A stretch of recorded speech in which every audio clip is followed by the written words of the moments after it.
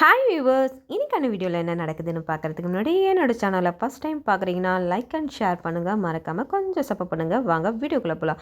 Video பார்த்தீங்கன்னா ரொம்பவே விறுவிறுப்பாக போயிட்டுருக்குன்னே சொல்லலாம். நம்ம கார்த்தி அந்த சைடு வந்துட்டாங்க அப்படின்னு தெரிஞ்சுட்டு அவங்க வீட்டுக்கு வராங்க. வீட்டுக்கு வந்ததுக்கப்புறம் அந்த பத்திரத்தை நான் வாங்கிட்டு போகலான்னு வந்திருக்கேன், நீங்கள் எவ்வளோ வட்டின்னு சொன்னீங்கன்னா நான் அதை கொடுத்துட்டு அந்த பத்திரத்தை நான் வாங்கிட்டு போயிடுவேன் அப்படின்னு சொல்லும்போது ஸ்டேட்டு என்ன பண்ணுறாங்கன்னா ஒரு குண்டு தூக்கி நம்ம கார்த்தி மேலே போடுறாங்க. இந்த மாதிரி வந்து எங்கள் அப்பாவுக்கு அந்த இடத்த நீங்கள் எழுதி கொடுத்துட்டீங்க, இப்போ வந்து அந்த டாக்குமெண்ட்ஸை கேட்டிங்கன்னா என்ன நியாயம் அப்படின்னு கேட்கும்போது என்ன சொல்கிறீங்க சேட்டு, அந்த மாதிரிலாம் நான் எதுவும் எழுதி கொடுக்கல அவருக்கு அப்படின்னு சொல்லிட்டு சேட்டுக்கிட்ட வந்து கார்த்தி பேசிகிட்டு இருக்காங்க. இல்லை இல்லை, அந்த மாதிரி நீங்கள் எழுதி கொடுத்துருக்கீங்க, இதை பாருங்கள் அப்படின்னு சொல்லிட்டு ஒரு போலி பத்திரத்தை நம்ம கார்த்திக்கிட்ட எடுத்து காட்டுறாங்க. கார்த்தி இதை பார்த்துட்டு இது என்னோட கையெழுத்தே கிடையாது முதல்ல அப்படின்னு சொல்லிட்டு அங்கே ரொம்பவே ஆர்கியூமெண்ட் பண்ணிட்டு இருக்காங்க. ஆனால் சேட்டு சொல்கிறாரு, என்ன சீட்டிங் பண்ணுறீங்களா, இந்த மாதிரி எங்கள் அப்பா இல்லைன்னு சொல்லிட்டு இந்த மாதிரி ஒரு வேலையை பார்த்துட்டு இருக்கீங்களா, இந்த மாதிரி எத்தனை பேர் வந்து இறங்கியிருக்கீங்க அப்படின்னு சொல்லிட்டு கார்த்திகிட்ட பேசுகிறாங்க. கார்த்தி வந்து நான் அப்படியாப்பட்ட ஆள்லாம் கிடையாது, நான் வந்து அந்த இடத்த உங்கள் அப்பாவுக்கு வந்து நான் அடகு தான் வச்சனே கண்டி, நான் அதை அவர்கிட்ட விற்கவே இல்லை. உங்கள் அப்பா மட்டும் இருந்திருந்தாருன்னா இந்த மாதிரிலாம் என்கிட்ட பேசியிருக்கவும் மாட்டார், அவருக்கு என்னை பற்றி தெரியும் நல்லாவே அப்படின்னு சொல்லிட்டு சேட்டுக்கிட்ட வந்து கார்த்தி சொல்கிறாங்க. அதுதான் அவர் இருந்திருந்தா இந்த மாதிரிலாம் நடக்குமான்னு தான் நானுமே கேட்குறேன். இந்த மாதிரி வந்து ஃபோர்ஜரி பண்ணிகிட்ருக்கீங்க, அதுதான் எழுதி கொடுத்துட்டீங்களே அப்படின்னு சொல்லிட்டு சேட்டு வந்து கார்த்திகிட்ட சொல்கிறாங்க. கார்த்திக்கு ரொம்பவே ஷாக் ஆகிடுது.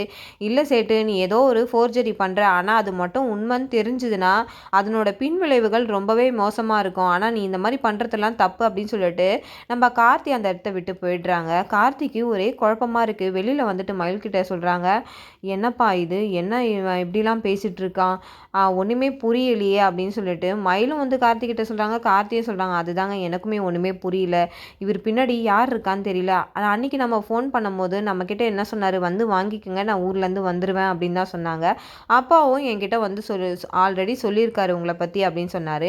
இப்போ வந்து இப்படி பேசுகிறாரு, எனக்குமே ஒன்றுமே புரியல அப்படின்னு சொல்லிட்டு ஒரு பக்கம் ஒரே குழப்பத்தில் இருக்காங்க. ஆனாலும் நான் விட மாட்டேன், நம்ம நடக்கிற வேலையை நம்ம கண்டிப்பாக வந்து நடத்திட்டே இருக்கலாம் அப்படின்னு சொல்லிட்டு அந்த ஆசிரம வேலையை வந்து நடத்துறதுக்காக கார்த்தி ஒரு பக்கம் வந்து அங்கே போகிறாங்க.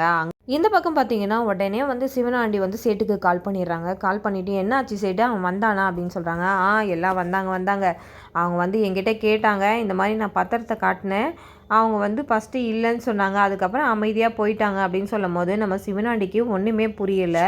என்னடா இது, இவன் வந்து இவ்வளோ சீக்கிரம் வந்து எதுக்குமே வந்து இது பண்ணிக்க மாட்டானே, எப்போவுமே ஒரு பிரச்சனையை பண்ணுவானே, இப்போ இந்த வாட்டி அமைதியாக போயிருக்கானே அப்படின்னு சொல்லிட்டு ஒரு பக்கம் வந்து யோசிச்சுட்டு இருக்காங்க சிவனாண்டி. அப்போ முத்துவேல் சொல்கிறாங்க, எது எப்படியோப்பா, நம்ம காரியம் வந்து கரெக்டாக நடந்துட்டுருக்குல்ல, அதை பற்றி மட்டும் பாரு அப்படின்னு சொல்லிகிட்டே இருக்கும்போது சந்திரா கால் பண்ணுறாங்க. என்னங்க என்ன ஆச்சு அப்படின்னு சொல்லிட்டு இந்த மாதிரி கார்த்தி வந்து அந்த பத்திரத்தை வந்து சேட்டுக்கிட்ட வந்து கேட்குறதுக்காக போயிருக்காமா, இந்த மாதிரிலாம் நடந்திருக்கு அப்படின்னு சொல்லிட்டு நடந்ததெல்லாம் சொல்லும் போது சந்திராவுக்குமே டவுட் வருது. இல்லைங்க, அவன் வந்து பின்வாங்குறான்னா ஏதோ ஒரு விஷயம் வந்து பின்னாடி நம்மளுக்கு பெருசாக பண்ண போகிறான் தான், அவனை மட்டும் நம்ம ஈஸியாக விட்டுறக்கூடாது, அவன் ஏதோ ஒரு விஷயத்தில் ஈடுபட்டிருக்கான் அப்படின்னு சொல்லிட்டு சந்திரா வந்து ஒரு பக்கம் யோசிச்சுக்கிட்டே இருக்காங்க.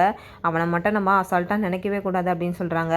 ஆமாம் சந்திரா, அதுதான் எனக்குமே ஒரு டவுட்டாக இருந்துக்கிட்டே இருக்குது அப்படின்னு சொல்லிட்டு சந்திரா கிட்ட வந்து சிவனாண்டி சொல்கிறாங்க. இந்த பக்கம் பார்த்தீங்கன்னா சேடு வந்து கார்த்தியோட இடத்துக்கு போகிறாங்க. கார்த்தி வந்து அங்கே வேலையெல்லாம் செஞ்சிட்ருக்கிறத பார்த்துட்டு, எப்படி நீங்கள் வந்து எங்கள் அப்பாவுக்கு எழுதி கொடுத்த இடத்துல வந்து நீங்கள் ஆசிரமம் கட்டுவீங்க அப்படின்னு சொல்லிட்டு அங்கே ஒரு பிரச்சனையை பண்ணுறாங்க. அப்போ வந்து கார்த்தி சொல்கிறாங்க, நீங்கள் தேவையில்லாத வேலையை பார்த்துட்ருக்கீங்க, இது வந்து நான் யாருக்குமே எழுதி கொடுக்கல, நான் அடமானம் தான் வச்சேன், நீங்கள் 2 நாளைக்கு முன்னாடி ஃபோன் பண்ணும்போது கூட என்கிட்ட நல்லா தானே பேசுனீங்க, எங்கள் அப்பா எல்லாத்தையும் என்கிட்ட சொல்லியிருக்காரு அப்படின்னு சொன்னீங்களே, அப்போவே சொல்கிறது தானே, எங்கள் அப்பா வந்து இந்த இது வந்து எங்கள் அப்பாவுக்கு நீங்கள் எழுதி கொடுத்துட்டீங்க அப்படின்னு சொல்லிட்டு அப்போவே சொல்லியிருக்கலாமே, அப்போ சொல்லாமல் எல்லாமே சொல்லியிருக்காருன்னு சொல்லிட்டு இப்போ வந்து இப்படி பண்ணுறீங்கன்னா உங்கள் பின்னாடி யாரோ ஒருத்தவங்க இருந்து தான் உங்களை தூண்டி விடுறாங்க.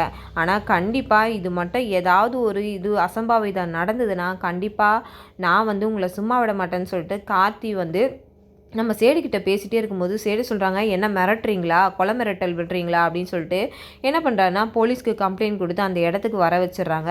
போலீஸும் அந்த இடத்துக்கு வந்துட்டு, என்னங்க இப்படிலாம் பண்ணிகிட்ருக்கீங்க, அவரை ஏன் நீங்கள் மிரட்டுறீங்க, அவருக்கு தான் நீங்கள் எழுதி கொடுத்துட்டீங்களே அப்படின்னு சொல்லும்போது கார்த்தி சொல்கிறாங்க, நான் யாருக்கும் அந்த இடத்த எழுதி கொடுக்கல, நான் அவங்க அப்பா கிட்ட அடமானம் தான் வச்சேன், இப்போ அவங்க அப்பா இல்லாதனால இவர்கிட்ட கேட்குறதுனால இவர் வந்து யாரோ ஏதோ சொல்லி இந்த மாதிரி வேலையை பார்த்துட்ருக்காரு அப்படின்னு சொல்லிட்டு கார்த்தியும் சொல்கிறாங்க. ஆனால் வந்து யாருமே வந்து நம்ப மாட்டுறாங்க. ஒரு பக்கம் கார்த்தியும் ரொம்பவே டென்ஷனாக இருக்கும்போது தான் மயில் என்னப்பா இப்படிலாம் நடக்குது ஒன்றுமே புரியலையப்பா அப்படின்னு நினைக்கும் போது தான் இங்கே 2 பேரும் பேசிகிட்டு இருக்கும்போது அந்த போலீஸ்காரங்களுக்கு அந்த சைடு காசு கொடுக்குறாங்க. இதை வந்து கார்த்தியும் மயிலும் பார்த்துட்டு என்ன பண்ணுறாங்கன்னா, கார்த்தி சொல்கிறாங்க அதை வீடியோ எடுங்க அப்படின்னு சொல்கிறாங்க.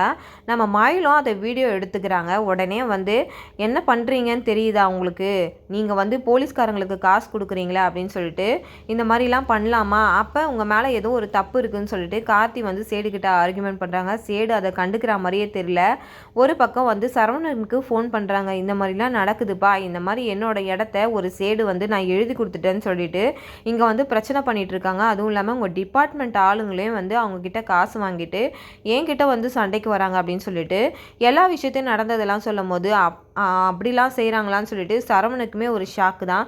அப்போ அந்த மயில் வந்து அந்த வீடியோவை சரவணனுக்கு அனுப்பி வைக்கிறாங்க. இதை பார்த்துட்டு டிபார்ட்மெண்ட் ஆளுங்க கிட்ட போயிட்டு சரவணன் கேட்குறாங்க.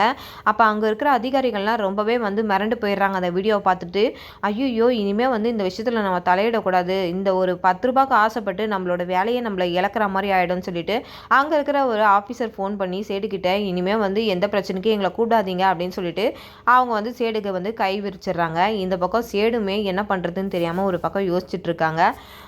கார்த்தியும் சரி மறுபடியும் ஒரு வாட்டி அந்த சேடுக்கிட்ட நம்ம பேசி பார்க்கலாம் அப்படின்னு சொல்லிட்டு பேசுகிறாங்க. ஆனால் சேடு வந்து நம்ம வந்து இதை ஒத்துக்கவே கூடாது, நம்ம வந்து இந்த இடத்த எப்படியாவது நம்ம கைப்பற்றிக்கணும், அவன் வந்து இந்த இடத்தோட வேல்யூ வந்து 5 கோடி தான், அவன் நம்மளுக்கு 50 கோடி தரேன்னு சொல்லியிருக்கான்ல, அதனால் நம்ம இதை பின்வாங்கவே கூடாதுன்னு சொல்லிட்டு அவரோட விஷயத்தில் அவர் உறுதியாக இருக்கார். அப்போ கார்த்திகிட்டையும் என்னால் இது என்னோட அப்பாவோட இடம் தான் அப்படின்னு சொல்லிட்டு அந்த இடத்துல எவ்வளோ ஆர்கியூமெண்ட் பண்ணுறாங்க. அப்போ கார்த்தி சொல்கிறாங்க சரி ஓகே நான் இதுக்கு மேலே வந்து கோர்ட்டில் பார்த்துக்கிறேன் அப்படின்னு சொல்கிறாங்க. அந்த சேடுமே சரி ஓகே பார்த்துக்கலாம் அப்படின்றாங்க. ஆனால் அதனோட பின்விளைவுகள் என்னன்றது அந்த சேடுக்கு தெரியவே இல்லை. அப்போ நில மோசடின்னு சொல்லிட்டு நான் வந்து உங்கள் மேலே கேஸ் கொடுக்குறேன் அப்படின்னு சொல்லிட்டு கேஸும் கொடுத்துட்றாங்க. நம்ம கார்த்தியோட பவரை யூஸ் பண்ணி அந்த இடத்துல சீக்கிரமாக அந்த கேஸை நடத்த ஆரம்பிக்கிறாங்க. ஏன்னா 2 நாளில் வந்து அபிராமிக்கு வந்து ஆசிரமம் கட்டுறதுக்காக அந்த பூஜை போடுறதுக்காக எல்லாரையும் இன்வைட் பண்ணியிருப்பாங்க. அது சீக்கிரமாக நடக்கணும் அப்படின்னு சொல்லிட்டு ஒரு பக்கம் அந்த பத்திரிக்கை அந்த சிலை எல்லாமே ரெடியாகி வந்துடுச்சு. இந்த பக்கம் அந்த கேஸும் முடியணும்னு சொல்லிட்டு அவரோட பவரை யூஸ் பண்ணி அந்த இடத்துக்கு போகிறாங்க.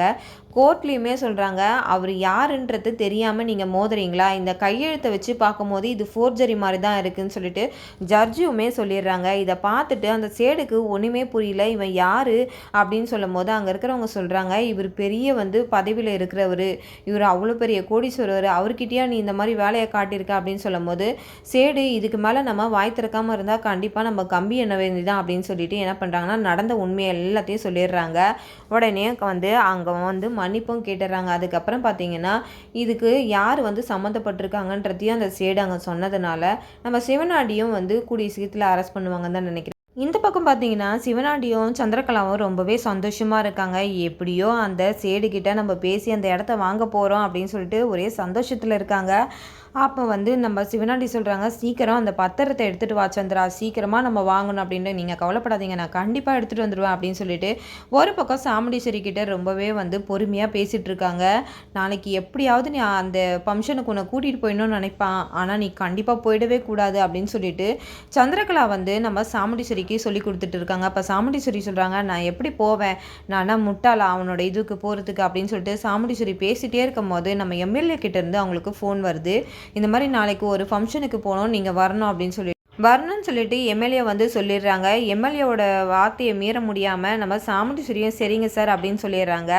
இதோட பார்த்தீங்கன்னா இந்த வீடியோ முடியுது. நாளைக்கான வீடியோவில் என்ன நடக்குதுன்னு பார்க்கறதுக்கு முன்னாடி என்னோட ரிவ்யூ உங்களுக்கு பிடிச்சிருந்தா மறக்காமல் உங்களோட கமெண்ட்களை என்னோட கமெண்ட் பாக்ஸில் தெரிவிங்க.